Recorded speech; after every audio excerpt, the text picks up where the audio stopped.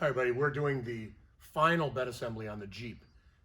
We went through the cutting before, we went through the rough fitting of the pieces. I just wanted to remind for one last time, before you start bolting things down, how you assemble those pieces. So just to recap, you start off with one or the other sides. You use the old seatbelt bolt here that goes through the other side. You mount loosely, you mount the whole side. Then you mount the front wall, and you can't miss because the front wall slides right on top of this bar, you know, the forward bar that you've seen. You know, it's a little box section of metal underneath there. You've seen where I've sealed it off with foam. We bolted down the front wall eventually, but this side, then put the front wall on, then put the other side on. When those are loose, you're going to begin assembly of the tailgate so that you can get the rear width at the right gap on each side. So in this instance here, I'm final fitting and bolting down the tailgate, but I did the right side, I did the front, I did the left. I used the fenders from the last video to squeeze the front wall back to where this is tight when you're just positioning things, and that's where we left off on the last video. So this video is assembling the tailgate. There's another video that covers that, but you assemble the tailgate and make sure it's squeezed tight in the back. And then here's you've probably seen this, there's a spacer, a 1-inch spacer under here that keeps the gap constant and gives you a nice anchor point. You can see where the 3 bolts are on the outside here. These 2 are for the hinge. This one here is for the white spacer that you just saw. So when you attach these left to right, it really does tighten up this tailgate. And then just take a look up top here. Look at this gap. I use a piece of duct tape to hold it. You can do whatever you want, but I mean, it's about a 1/4 inch, 3/16 gap from the bottom to the top. I put a piece of tape on here just to hold that gap. Same on the other side.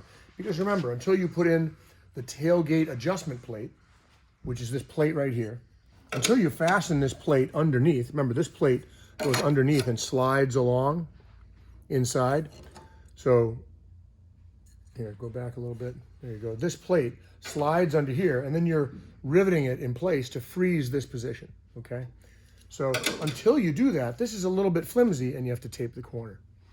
So one last thing, you positioned your inner fender in the last video. You've drawn a mark. You see the black mark across the top of where that fender was positioned. It's loose right now, but I wanted to lower it a little bit so you can see the black mark. That's your drill below mark, right? If you drill above that mark, it's going to be visible in the bed, and you don't want that. So this one is, come on over here, Cooper. This one is assembled.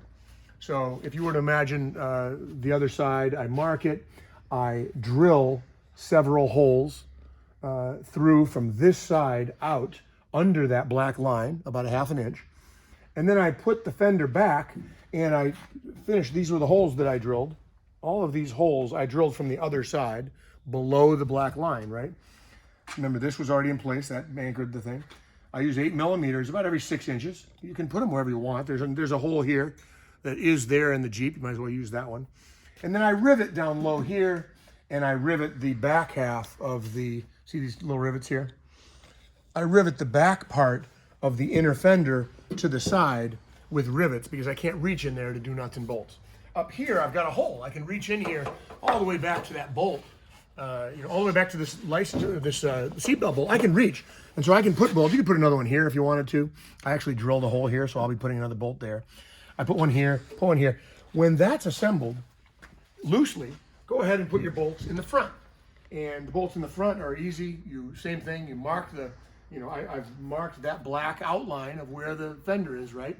When you remove the fender, you're drilling all those holes, 3/16. Drill these holes, wherever you're going to put a bolt. Reassemble the fender, and then you can drill from the other side. You can see the hole that you drilled, right? You can drill from the other side that 5/16 bolt hole for the big stainless steel button head caps, the button head cap bolts.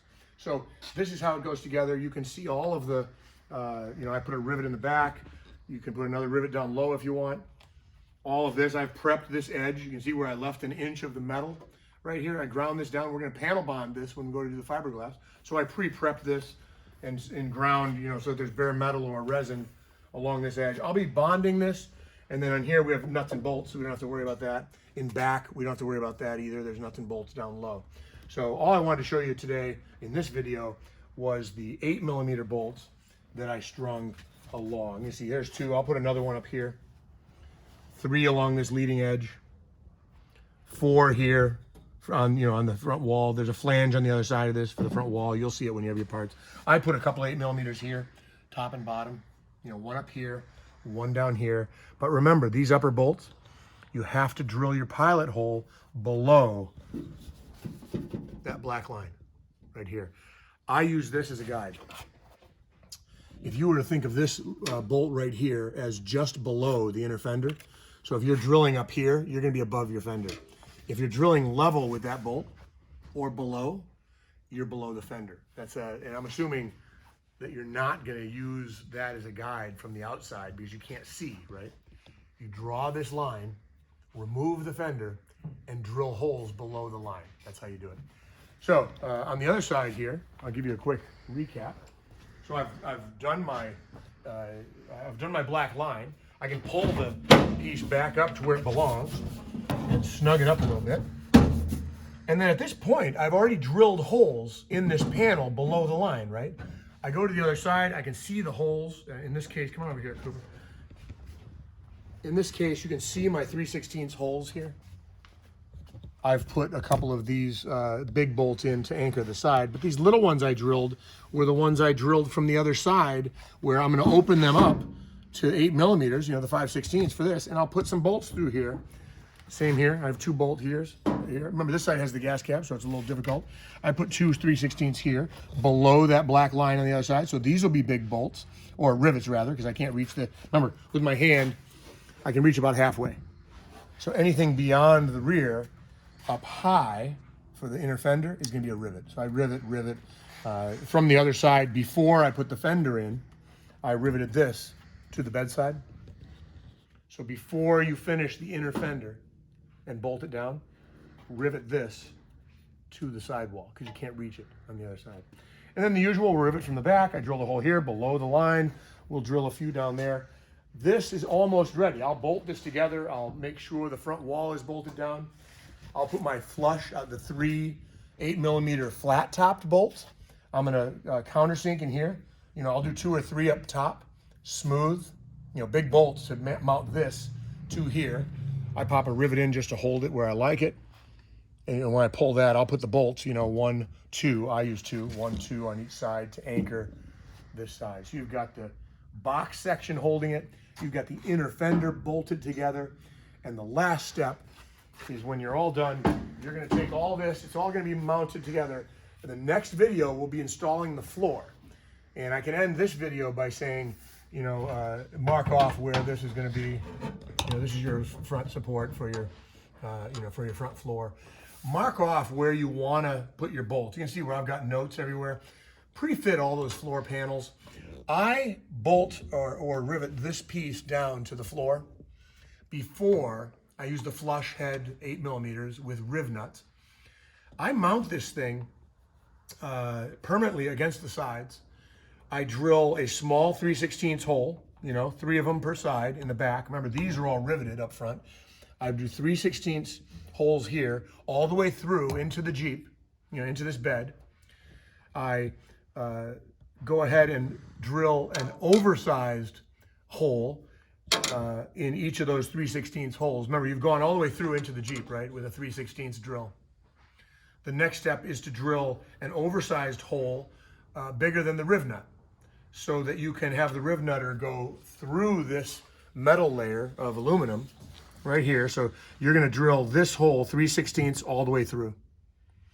Then you're going to only drill the aluminum, about a 1/2 inch so that your 3/16 or your 8mm rivnut right here, the 8mm rivnut, you're going to want to have the hole. You're going to want to be able to put this through the aluminum and into the Jeep. So 3 different holes per rivnut. 3/16 all the way through. That gives you the consistent location. Large 1/2 inch hole plus into the aluminum, and then the rivnut drill, and it's a little larger than the 5/16 obviously, but the hole, you can pre-drill in a piece of aluminum and make sure this is a snug fit with your drill set that you have at home. That snug shaft size for this one here that this is going to drop into, that gets drilled into the Jeep, and then you're going to drop this through the big hole and into the snug hole underneath and pull that tight with your rivnut tool. I don't know, I might have to reshoot this video. That's a complicated one. Really? We'll see. See how you do. This will be the rough cut number 1 for installing the side fenders. We'll take another shot of it in a few days, but for now, that'll get guys going who are ready to put their inner fenders in. Take your time on mounting to the Jeep floor and zoom in over here, Cooper. See all my silicone I put? The back edge of the Jeep here is filled with cracks and seams that I put the silicone on.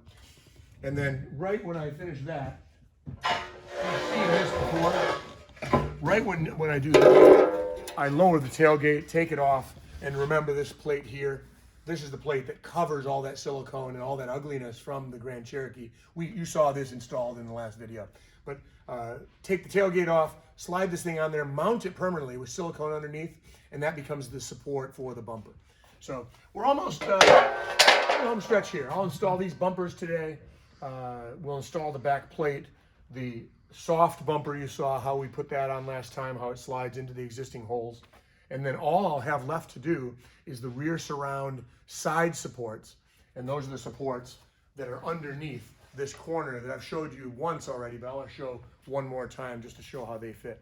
So in the last video, we'll go through the side supports, mounting the rear surround, and the last of the bumper fitting, with that black fiberglass cover over the bumper.